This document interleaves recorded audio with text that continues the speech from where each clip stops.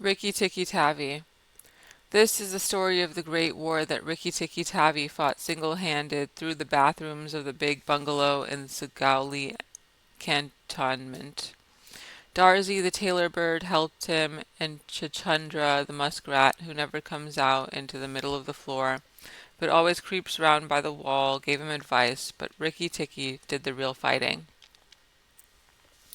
He was a mongoose, rather like a little cat in his fur and his tail, but quite like a weasel in his head and his habits. His eyes and the end of his restless nose were pink. He could scratch himself anywhere he pleased with any leg, front or back, that he chose to use. He could fluff up his tail till it looked like a bottle brush, and his war cry as he scuttled through the long grass was Rikki Tikki Tikki Tikki Tch. One day a high summer flood washed him out of the burrow where he lived with his father and mother and carried him, kicking and clucking, down a roadside ditch. He found a little wisp of grass floating there and clung to it till he lost his senses. When he revived, he was lying in the hot sun on the middle of a garden path, very draggled indeed. And a small boy was saying, "Here's a dead mongoose. Let's have a funeral." "No," said his mother, "let's take him in and dry him. Perhaps he isn't really dead." They took him into the house, and a big man picked him up between his finger and thumb, and said he was not dead, but half choked. So they wrapped him in cotton wool and warmed him, and he opened his eyes and sneezed.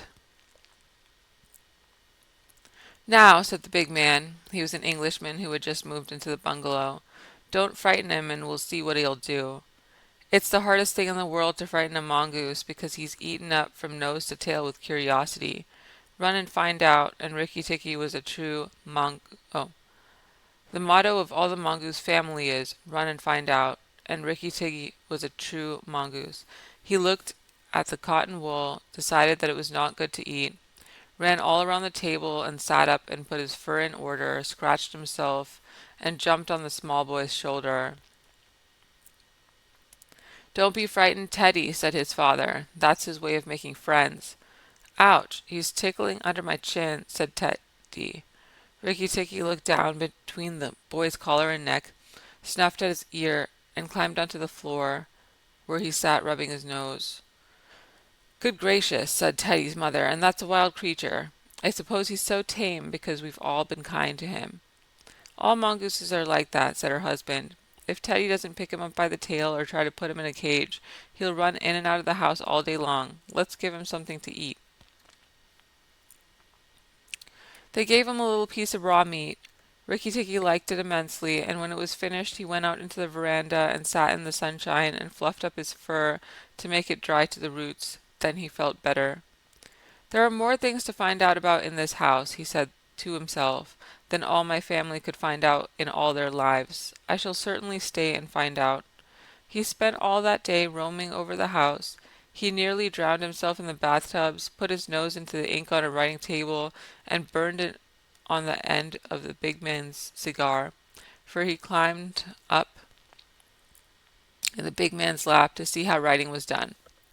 At nightfall he ran into Teddy's nursery to watch how kerosene lamps were lighted, and when Teddy went to bed Rikki Tikki climbed up too, but he was a restless companion because he had to get up and attend to every noise all through the night and find out what made it.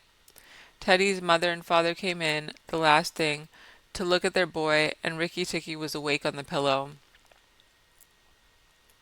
"I don't like that," said Teddy's mother. "He might bite the child." "He'll do no such thing," said the father. "Teddy's safer with that little beast than if he had a bloodhound to watch him. If a snake came into the nursery now—" But Teddy's mother wouldn't think of anything so awful.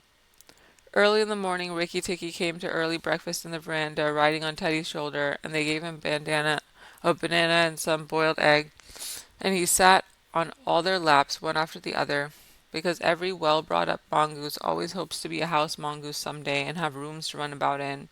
And Rikki Tikki's mother, she used to live in the general's house at Sugauli, had carefully told Rikki what to do if he ever came across white men.